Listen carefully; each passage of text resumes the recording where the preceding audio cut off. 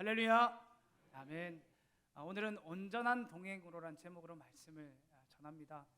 제가 지난번에 아브라함 이야기를 하면서 성도가 이 땅을 살아가면서 꼭 길러야 될 능력이 있다고 말씀을 드렸습니다. 그건 뭐냐면 사람이 나를 보는 것 말고 하나님께서 나를 어떻게 보고 계신가, 이것을 아는 것이 매우 중요합니다. 그래서 지난번에는 하나님께서 나를 얼마나 사랑하시는지에 대해서 보았다면, 오늘은 사랑한 걸 넘어서서 하나님이 우리에게 원하시는 게 있습니다. 그러니까 하나님께서는 도대체 우리를 그렇게 사랑하시고 위로 주시면서 무엇을 하기를 원하시는가에 대한 말씀입니다. 그래서 오늘 말씀을 통해서 그 말씀 앞에 서서 하나님이 원하시는 삶으로 살아갈 수 있는 은혜가 있길 간절히 소원합니다. 할렐루야. 하나님께서 우리에게 원하시는 것이 딱 하나 있습니다. 그것이 무엇이라고 생각하십니까? 참 성경에 많은 내용들이 있는데 어떻게 딱 하나로 고를 수 있습니까? 라고 저한테 물어본다면 저는 이렇게 정의를 하고 싶습니다. 하나님은 우리에게 하나님과 동행하는 인생이 되길 원하십니다. 그게 하나님께서 원하시는 겁니다. 그래서 때론 우리가 그 예수님과 함께 손잡고 걸어가는 인생이 되길 원하시고, 때론 우리가 더 친밀해져서 예수님과 어깨를 나란히 하고 그렇게 동행하는 삶을 살아내길 원하십니다. 하나님께서 원하시는 것이 그거라는 것을 잊지 않으시길 바랍니다. 그러면 하나님과 동행하는 것, 예수님과 동행하는 삶은 도대체 무엇일까? 이렇게 질문을 한다면 성경에서 하나님과 동행한 사람, 가장 먼저 나온 사람이 누군가 하면 에녹입니다.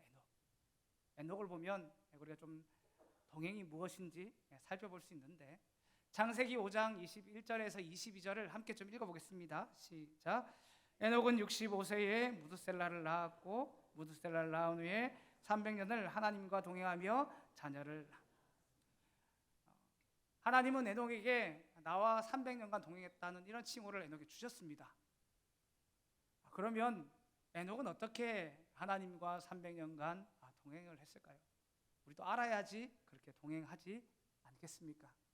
그 힌트가 어디 있는가 하면 그 자녀의 이름에 있습니다.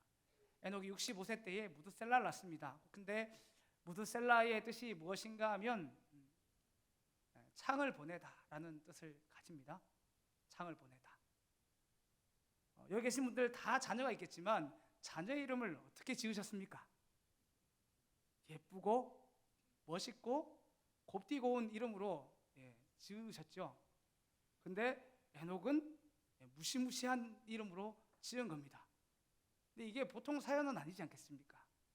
한참 생각을 해보면 이런 의미입니다. 하나님께서 이 많은 사람들이 일어날 때 다 하나님을 떠나기 시작했습니다. 그래서 하나님께서 이 땅 가운데서 심판이 있을 것이라고 에녹한테 말씀을 하셨고, 에녹은 그 심판, 하나님의 심판을 기억하기 위해서 자녀의 이름을 무드셀라로 지은 것입니다. 그러니까 에녹이 어떻게 동행했냐고 물으신다면, 에녹은 하나님의 말씀을 신뢰하면서 그렇게 산 겁니다. 그래서 동행이 무엇이냐라고 한다면 우리 예수님 믿고 이런 게 많이 있습니다. 근데 그걸 다 함축해서 저는 동행을 이렇게 정의하고 싶습니다. 앞에 함께 좀 읽어보겠습니다. 시작. 하나님을 신뢰하고 약속을 신뢰하는 것. 그러니까 하나님을 우선 신뢰를 해야 됩니다. 하나님을 신뢰하고 하나님이 성도에게 약속을 주셨습니다. 구약의 성도든 신약의 성도든 약속을 주셨는데 이 약속을 믿고 신뢰하고 살아가는 것, 이것이 동행입니다. 하나님은 에녹한테 그걸 원하셨고, 또한 이 땅을 살아가는 우리도 그렇게 하나님과 동행하길 원하십니다. 그리고 오늘 말씀에 아브라함도 그런 동행을 하길 원하시는 겁니다. 근데 안 될 때가 많죠. 그래서 오늘 말씀을 주셨는데, 아브라함이 99세 때 하나님께서 오늘 본문의 말씀을 하십니다. 함께 좀 읽어보겠습니다. 시작. 아브라함이 99세 때에 여호와께서 아브라함에게 나타나서 그에게 이르시되 나는 전능한 하나님이라 너는 내 앞에서 행하여 완전하라. 이 말이 어떤 의미가 뜻입니까? 너 내가 전능하다고 믿니? 그러면 믿는 것처럼 행동하라는 말입니다.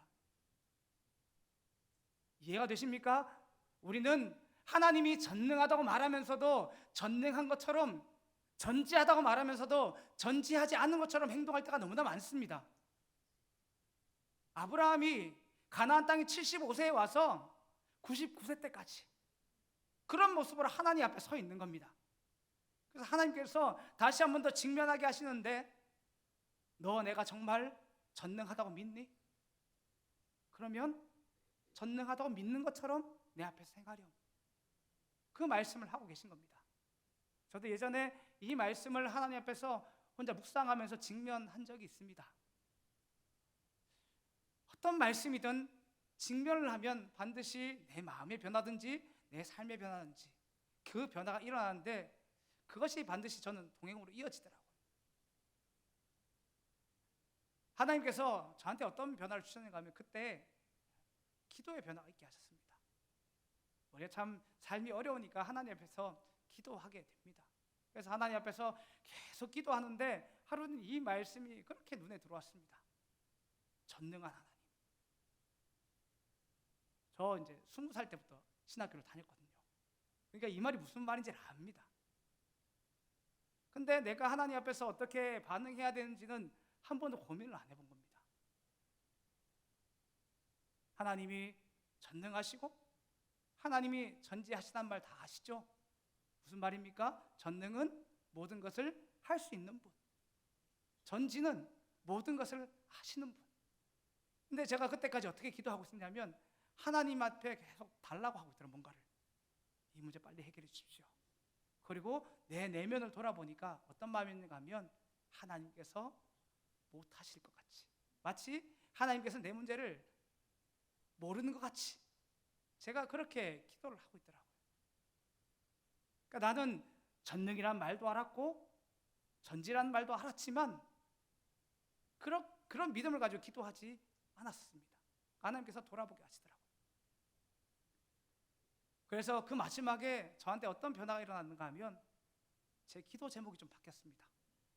계속 뭔가를 달라고 하는 그 기도 제목이 어떻게 바뀌었는가 하면 하나님의 뜻은 무엇입니까? 하는 묻는 기도 제목으로 바뀌었습니다. 왜 그런가 하면 제가 이 말씀을 한참 묵상하면서 하나님이 정말 다 할 수 있다고 내가 믿고 하나님이 정말 다 아신다고 믿으면 그럼 최소한 내 삶에 있는 이 문제들이 하나님이 못하셔서 일어난 게 아니고 하나님이 몰라서 일어난 게 아니라는 말이잖아요. 그러니까 내가 무슨 생각으로 이어졌냐 하면 그러면 하나님께서 내게 무슨 일하고 싶은 게 있나 보다. 저는 그런 생각으로 이어지더라고요. 아마 성령 하나님께서 주신 감동이라고 생각합니다. 그래서 그때부터 하나님 내게 무엇을 원하십니까? 하고 계속 기도했던 것 같습니다. 하나님과 동행한다는 삶은 그런 것 같습니다. 하나님의 말씀에 반응하면서 작은 것이지만 그 말씀대로 그 약속을 신뢰하면서 살아가는 것, 이것이 동행입니다. 저는 기도가 바뀌었습니다. 그러면 여기 계신 분들은 하나님의 말씀을 날마다 직면하면서 무엇이 바뀌고 계십니까? 큰 것이 바뀌어야 된다고 말하는 게 아닙니다. 내 안에 무언가 바뀌고 있는가를 돌아보라는 겁니다. 그리고 하나님의 약속을 정말 신뢰하면 바뀝니다. 무엇이 바뀌어도 바뀝니다. 다른 사람은 다 몰라도 하나님과 나는 압니다. 그러니 그 변화가 있는 동행으로 나아갈 수 있길 간절히 소원합니다. 이렇게 이제 하나님께서 우리에게 원하시는 것이 동행이라는 걸 알면 우리의 삶을 해석할 때도 좀 방향이 바뀌게 됩니다. 하나님께서는 도대체 우리에게 무슨 일을 하고 싶으신 걸까요? 우리가 이 땅 살아가면서 내게 무슨 일을 하고 싶으신 걸까? 무슨 일을 하고 계실까? 이런 겁니다. 우리가 날마다 기도하다 보니까 하나님께서 우리가 기도하실 때에 우리 기도에 응답해 주신 분 아닌가 이렇게 생각하면서 응답해 주신 하나님 정도로 생각하면서 살 때가 많습니다. 근데 그렇지 않습니다. 하나님은 우리에게 하고 싶은 일이 있는데 그것이 뭐냐 하면 양육입니다. 양육. 우리를 자라게 하시는 것이 하나님 아버지의 일입니다. 디도서 2장 11절에서 12절인데 함께 읽어보겠습니다. 시작.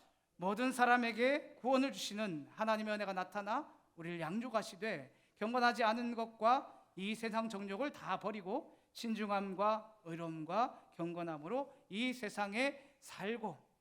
이 말씀에서 모든 사람에게 구원을 주시는 하나님의 은혜가 나타났단 말이 무슨 말입니까? 나 같은 죄인 살리시려고 예수님을 이 땅에 보내신 그 은혜를 말하는 겁니다. 그래서 우리가 예수님을 믿어서 하나님의 자녀가 되게 하신 일이 바로 이 일입니다. 그러면 이 말씀을 읽어보시면 알겠지만 하나님의 일이 우리를 자녀 삼으신 것으로 끝이 났습니까? 아닙니다. 그 뒤에 분명히 12절부터 뭐라고 말씀하시는가 하면 우리를 양육하시되 라고 분명히 말씀합니다. 그러니까 하나님의 일은 우리를 자녀 삼는 것에서 끝나는 것이 아니라 자녀 삼은 우리를 하나님의 자녀답게 살게 하시는 이 양육을 해 가십니다. 그래서 저는 우리가 예수 믿는 것보다 더 중요한 것이 하나님의 말씀 붙들고 하나님께서 양육하신 이것대로 순종해 나아가는 것. 저는 이게 중요하다고 생각합니다. 그 양육의 끝이 어떤 것이겠습니까? 처음부터 예수 믿으면 다 신앙생활 잘합니까? 그렇지 않습니다. 보시면 알겠지만 또 자신을 돌아봐도 알겠지만 한 발은 세상에 두고 한 발은 교회에 두고 이렇게 하나님을 섬기는 것도 아니고 세상을 섬기는 것도 아닌 그런 삶을 산 적이 없으십니까? 막상 아멘하기는 좀 어려운데 그냥 한번 돌아보시면 저는 그랬던 것 같습니다. 교회 열심히 다니겠는데 마음을 돌아보면 늘 하나는 그래도 세상에 좀 멋진 삶을 살고 싶은 그런 마음이 늘 있었습니다. 근데 그 마지막이 어떻게 되겠습니까? 여호수아가 가나안 땅 들어가기 전에 이스라엘 백성 앞에서 그렇게 얘기합니다. 나와 내 집은 여호와를 선택하겠다. 이 말을 이 백성 앞에서 합니다. 근데 우리가 세상 사람들 앞에서 이 여호수아와 같은 고백을 진짜 내 고백으로 할 수 있게 되는 겁니다. 한 발은 세상에 담고 한 발은 하나님께 담았던 이 발이 어느 순간 하나님께 내 두 발이 가 있는 겁니다. 이게 양육의 목적입니다. 하나님은 우리에게 이 일을 하길 원하시는 겁니다. 그러면 하나님께서 어떤 방법을 취해서 양육을 하실까 하면 우리의 삶 전체를 통해서 빚어가십니다. 하나님께서 우리를 빚어가시는 방법이 여러 가지가 있는데 다 말씀드릴 수 없습니다. 그냥 우리가 가장 많이 하는 기도를 통해서 말씀드리겠습니다. 기도. 하나님은 우리가 이 땅 살아가면서 은혜의 방편으로 기도를 주셨고 기도를 하기를 원하십니다. 그러면 한번 묻겠습니다. 다 기도 많이 하시는 분들인데 하나님께서 내게 왜 기도하라고 하신 것 같으십니까? 이게 제일 중요한 이유 아니겠습니까? 내가 기도 1시간, 2시간, 3시간, 4시간 하는 것보다 왜 이 기도 시간을 늘려야 하는지, 하나님께서 왜 내 인생이 기도하는 인생이 되기를 원하시는지 아는 게 가장 중요한 것 아니겠습니까? 어떤 분들은 응답 받으려고 라고 대답하는 분도 있고 어떤 분들은 하나님이 우리와 대화를 하기를 원하신다고 대답하는 분도인 줄 압니다. 그런데 잘 생각해 보시면 이게 온전한 목적은 아니지 않습니까?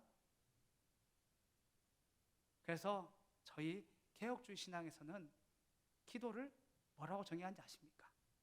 바로 같이 크게 한번 읽겠습니다. 시작. 하나님을 아버지로 여기는 일. 이게 기도의 목적입니다. 이걸 잊지 않으시길 간절히 소원합니다. 무슨 말인가 하면 우리가 힘든 일이 있고 어려운 일이 있을 때마다 누구한테 달려가야 합니까? 하나님 아버지께 달려가야 하는 겁니다.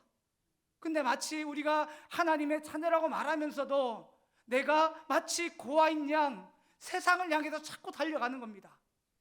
세상의 방법으로 위로받으려고 하고 내 이 답답한 심정을 친구한테 말하고 싶고 그렇게 신앙생활 하려고 하는 겁니다. 그런 경험 없으셨습니까? 자녀에게는 사춘기 시기가 있지 않습니까? 근데 얘가 어느 순간 지나고 나니까 나랑 말을 잘 안 하는 겁니다. 그리고 한번 찾아오면 용돈 달라 하고 용돈 주고 나면 문 닫고 들어가서 말도 안 하고. 많이 속상하시죠? 한 번도 그런 경험이 없습니까? 제가 들은 건 꽤 많습니다. 제가 들은 건 꽤 많은데 제가 이 말씀을 왜 드린가 하면 하나님 아버지 마음이 그렇다는 겁니다. 내 자녀가 내게 마음을 열지 않고 그냥 탁 닫고 그렇게 살아가려고 할 때에 부모의 마음으로서 얼마나 마음이 아픕니까? 근데 하나님이 우리를 그렇게 바라보고 계시는 겁니다. 하나님이 내가 너의 아버지인데 이 힘든 일이 있을 때에 내게 찾아와서 기도하렴 하고 은혜의 방편으로 기도를 주셨는데 힘든 일마다 오지 않으면 하나님 아버지의 마음이 그렇게 아픕니다.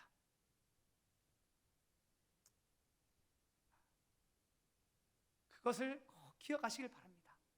그리고 하나님은 우리가 기도할 때에 이 응답을 통해서 우리를 자라나게 하십니다. 그런 거 경험 안 해보셨습니까? 내가 처음 예수 믿었을 때에 기도했는데 응답이 생각보다 빠릅니다. 그죠? 근데 신앙 연수가 좀 지난 다음에 기도했는데 응답이 안 되는 것 같습니다.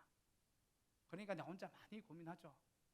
내가 하나님에서 뭘 이렇게 잘못했길래 하나님께서 내 인생을 치시나 라는 생각도 해봤고 그렇지 않습니까?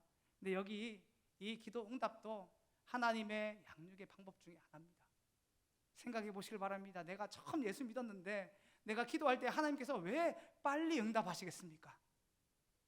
지금 저에게 필요한 거, 처음 예수 믿은 사람에 필요한 거는 하나님의 살아계심을 경험해야 되거든요. 이게 첫 번째입니다. 아니 하나님을 모르는데 무슨 하나님 아버지의 마음을 알겠습니까? 하나님은 기도할 때에 처음 기도하는 그 사람들에게 왜 빨리 응답하시는가 하면 하나님의 살아계심을 보여야 되니까. 근데 오래 믿은 우리에게는 왜 이 응답이 더딥니까? 하나님이 지금부터 하고자 하는 일은 우리가 하나님의 마음을 알고 하나님과 동행하는 인생이 되기를 원하시거든요. 근데 우리의 기도 제목을 보면 내가 처음에 기도했던 거랑 변함이 없습니다. 근데 하나님께서 그렇게 계속 응답하시면 우리의 신앙은 늘 어린아이 상태로 있는 겁니다.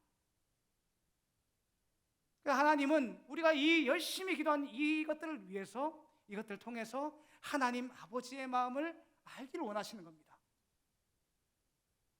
저는 정력적으로 기도하는 걸 포기하라고 말씀하고 싶은 건 아닙니다. 하나님께서 요나가 그렇게 하나님의 마음을 모르고 그렇게 니느웨로 가지 않겠다고 할 때에 결국은 기도의 골방자를 넣으신 다음에 결국은 니느웨로 가게 하셨거든요. 우리 하나님은 우리를 그렇게 빚어가시더라고요. 하나님은 이 기도를 통해서 우리를 그렇게 빚어간다는 것을 잊지 않으시길 바랍니다. 아기가 처음 태어납니다.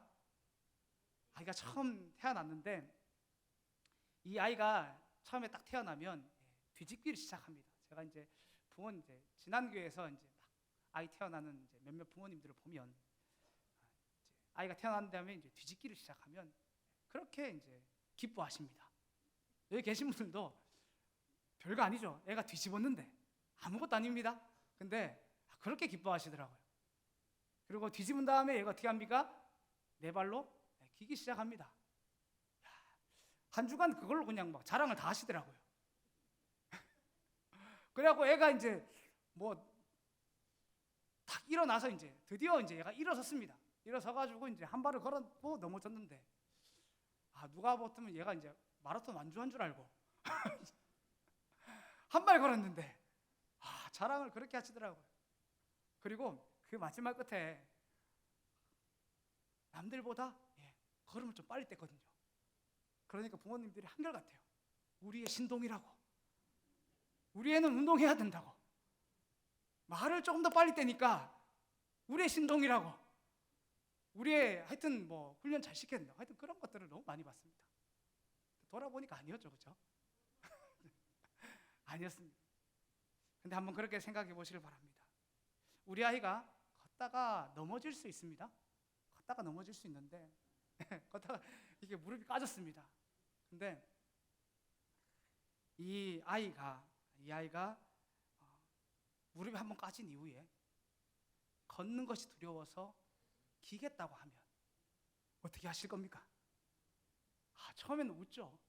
근데 얘가 계속 기면 어떡하실 겁니까? 부모로서는 정말 할 방법이 없습니다. 아시죠? 이게 인생으로 생각이 똑같지 않습니까? 그러면 부모는 어떻게 해야 됩니까? 어떻게든 여기다 약도 발라줘가지고 깨끗이 낫게 해야 되고, 그리고 밥도 먹여야죠. 일어나 걸어야 되니까 밥도 먹이고, 그리고 같이 걷다고 좀 위로도 해주고, 한 발자국 걸으면 다시 칭찬도 해주고, 전부 다시 하더라. 그렇게 이 아이가 다시 한 번 더 걷게끔 모든 것을 총동원해서 하시는 것이 부모님이죠. 그죠? 하나님 아버지도 똑같은 겁니다. 우리가 아무것도 안 하고 기어 있을 그때에 하나님이 하시는 것은 우리에게 모든 것을 총동원하셔갖고 우리가 걷도록 양육하시는 데 있습니다. 걷도록 양육하시는 겁니다. 그리고 우리와 함께 걸으시면서 그렇게 기뻐하시는 것이 우리 하나님 아버지인 겁니다. 이것이 우리를 향한 하나님 아버지의 마음이고, 그리고 이 기도를 통해서 그렇게 역사하듯이 우리의 첫 삶을 통해서 양육해 가신다는 것을 꼭 기억하시길 간절히 소원합니다. 할렐루야. 하나님께서 우리를 양육하실 때에 특별히 우리의 신앙이 자라는 순간들이 있습니다. 자라는 순간. 그때가 언젠가 하면 우리 삶 가운데서 고난이 닥치고 어려운 일이 닥쳤을 때입니다. 그래가지고 이 문제를 내 혼자 해결 못하니까 하나님 붙들고 기도할 때에 그 문제를 넘어서게 되거든요. 반드시 하나님 살아계시니까 넘어서게 하십니다. 그때 우리 신앙이 부쩍 자랍니다. 삶을 돌아보면 우리의 인상이 이제 필름이라 치면 그런 순간 다 있으시죠. 여기서 여기까지 잘라가지고 탁 수유통에 버리고 탁 붙여가지고 내 인생이 완벽한 것처럼 포장하고 싶은 그런 마음이 있고, 내 정말 부끄러운 그 삶의 옛날을 막 구겨가지고 수유통에 버리고 싶은 그런 마음도 들지 않습니까? 근데 아브라함에게도 그런 순간이 있었습니다. 평생에 겪는 문제였는데 그게 바로 아브라함한테 자녀가 없다는 것이었습니다. 자녀가 없었습니다. 지난번에 말씀드려서 알겠지만 아브라함이 75세 때에 가나안 땅에 왔습니다. 가나안 땅에 왔는데 아브라함이 하나님의 약속을 꼭 붙들고 온 게 아닙니다. 자신의 삶의 문제에 이 자녀라는 게 있었는데 이 자녀의 문제를 해결할 유일한 방법이 하나님밖에 없었거든요. 그래가지고 이 가나안 땅에 온 것입니다. 근데 아브라함이 인생에 큰 실수를 하나 하는데 그게 85세 때에 하갈을 통해서 이스마엘을 낳는 겁니다. 그렇게 실수를 하죠. 근데 우리는 아브라함을 손가락질 할 수 없습니다. 왜냐하면 우리도 믿음이 없거든요. 아브라함이 75세 때에 가나안 딱 와가지고 하나님께서 다시 한 번 더 이 약속을 상기시켜 주시는데 그게 창세기 15장에 있습니다. 우리 5절 말씀만 하나 좀 읽겠습니다. 시작. 그를 이끌고 밖으로 나가 이르시되 하늘을 우러러 무뼈를 셀 수 있나 보라. 또 그에게 이르시되 내 자손이 이와 같으리라. 그러니까 하나님께서 이 아브라함을 이끌고 밖으로 나오신 겁니다. 그래서 환상 중에 보여주신 거거든요. 그래서 하늘을 보렴. 하늘을 보니까 별이 많지 않습니까? 네 자녀가 이와 같이 많을 거야 하고 여러 가지 약속을 하시고 잠에서 깬 겁니다. 그런데 그러면서 이제 아브라함이 받은 약속은 그거죠. 자녀를 많이 주시겠다는 거, 그 약속을 받았는데 10년이 지나도록 자녀 한 명이 없는 겁니다. 자기 나름대로 고민하다가 일어난 일이 이스마엘을 낳은 일입니다. 10년 후에 그런 일을 했습니다.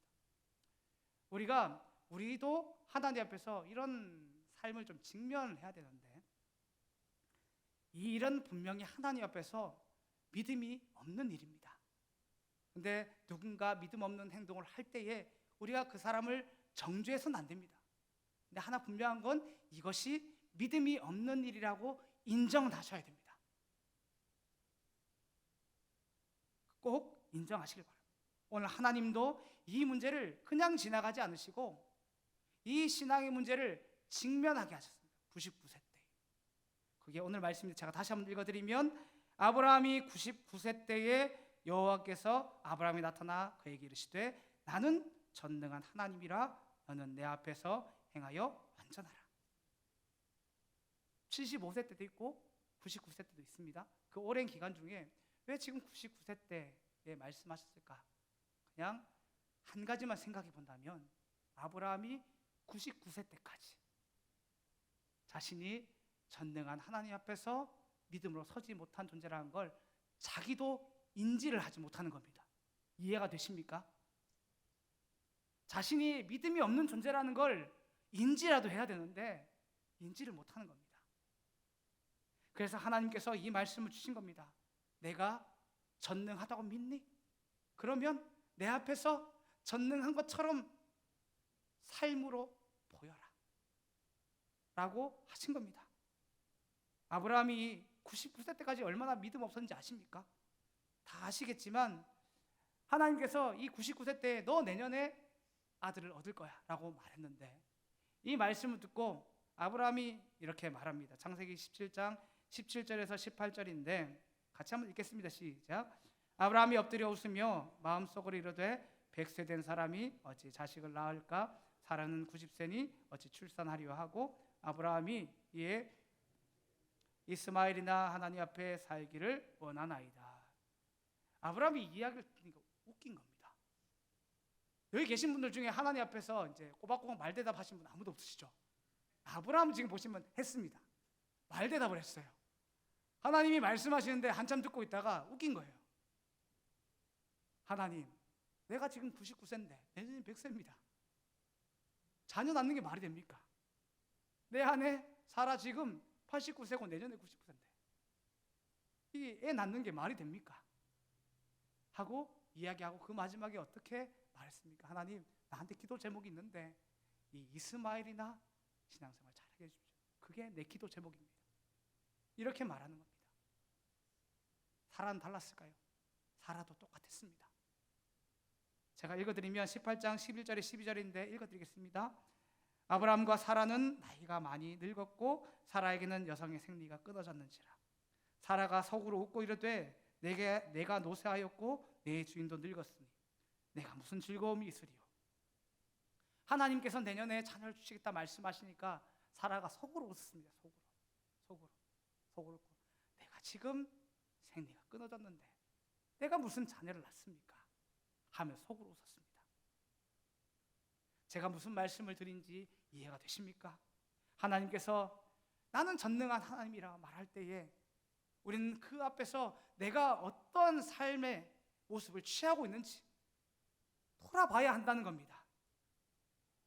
내가 하나님 앞에서 지금도 열심히 기도하고 계신데 아브라함같이 하나님, 지금 내 기도 제목은 이 이스마엘이나 신앙생활 잘 하는 겁니다 라고 기도하고 있는 건 아닌지 돌아보시라는 겁니다.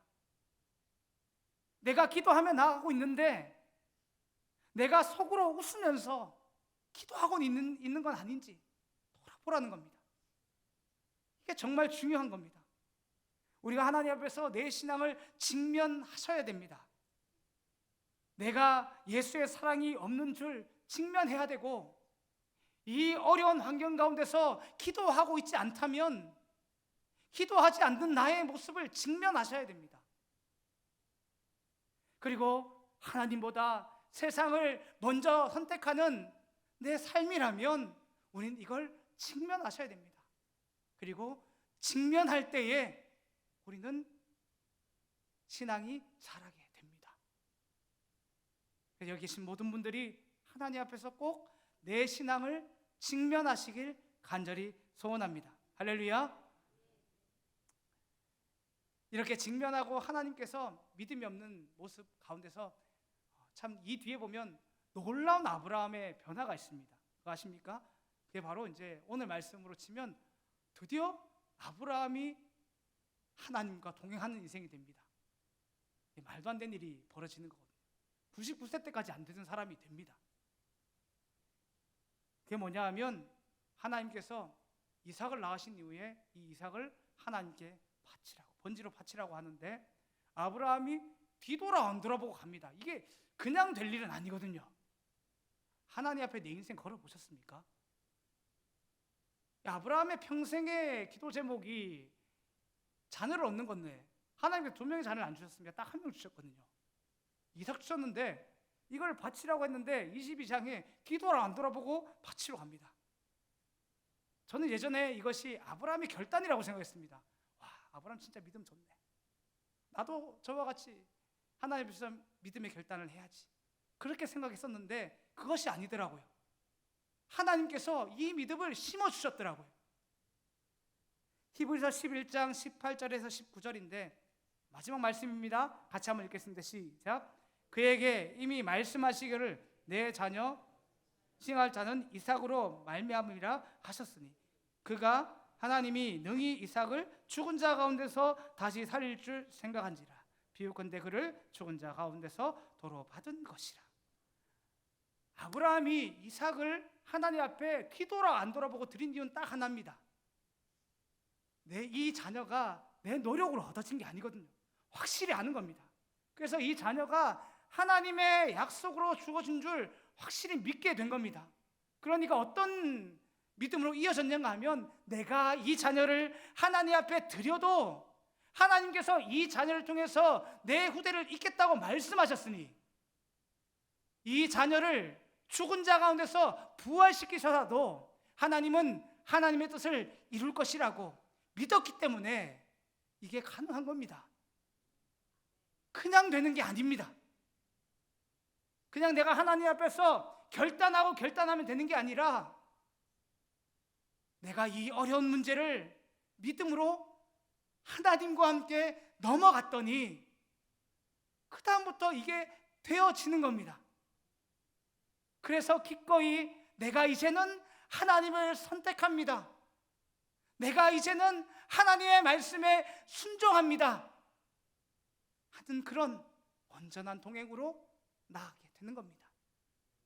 할렐루야. 말씀을 정리합니다.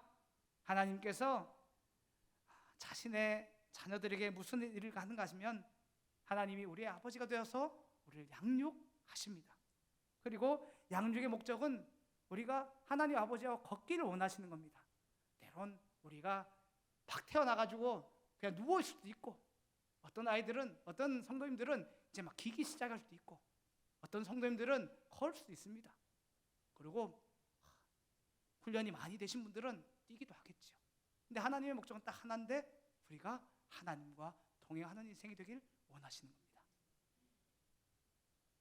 그래서 혹시나 내 삶 가운데서 내가 보기에 이 쓰레기통에 넣고 싶을 것 같은 이 인생의 문제가 있더라도 하나님은 그렇게 생각하지 않으신다는 것. 하나님은 이 문제를 합력하여 선을 이루실 것인데 그 이후에 반드시 나를 자라게 하셔서 하나님의 사람이 되게 하십니다. 그래서 우리의 사랑이, 우리의 삶이 늘 하나님과 동행할 수 있는 삶이 되시길 간절히 소원합니다. 기도합니다.